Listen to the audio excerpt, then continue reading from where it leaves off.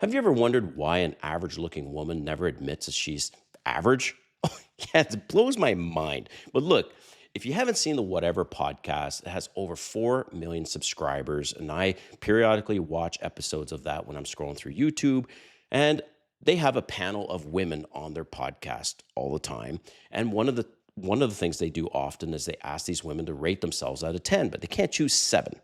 And most of these average looking women give themselves an 8, 9, or 10. And I'll go over the 5 reasons why average women don't admit they're average. All right. If you're new to my channel, welcome. My name is Kane. I'm the Silver Bachelor. This channel is 100% dedicated to dating advice for older guys and the women that want to understand them. So if you haven't subscribed, hit the subscribe button and the notification button because I'm dropping videos every week. All right.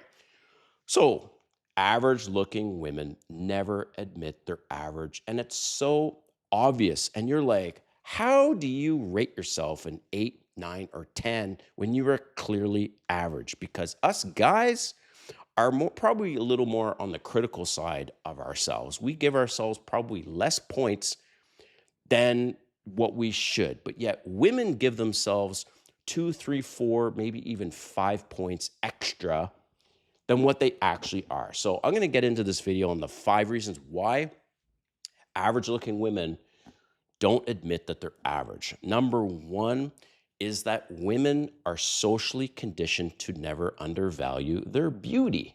All right. From childhood, little girls are told, you're beautiful just the way you are. Never call yourself average. Confidence is everything.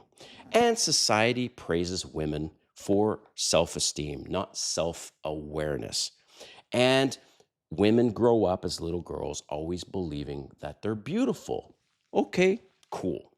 Number 2, dating apps. Oh, yeah, let's get into this one.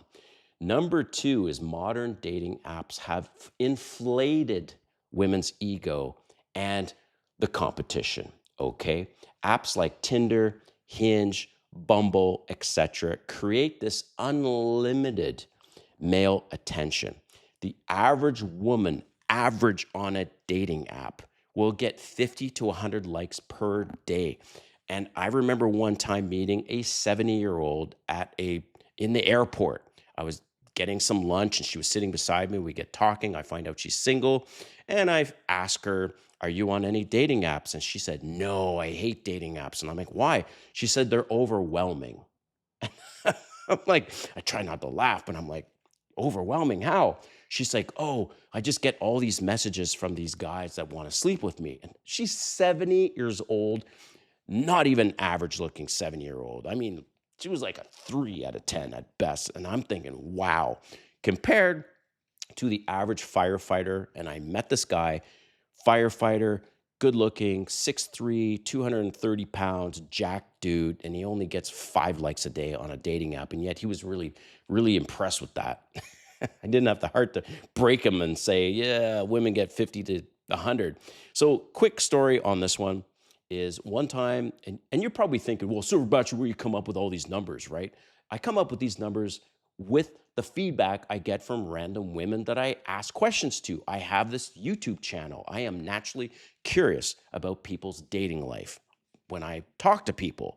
So imagine this, and this was just one of several incidences where I asked these women this question: how many likes a day on average do you get? So remember, now imagine this: 32-year-old woman, white, average looking, and a little on the heavier side.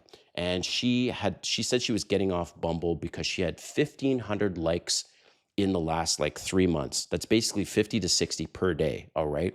I have a friend who's 56, single, never married, good looking, but she's 56.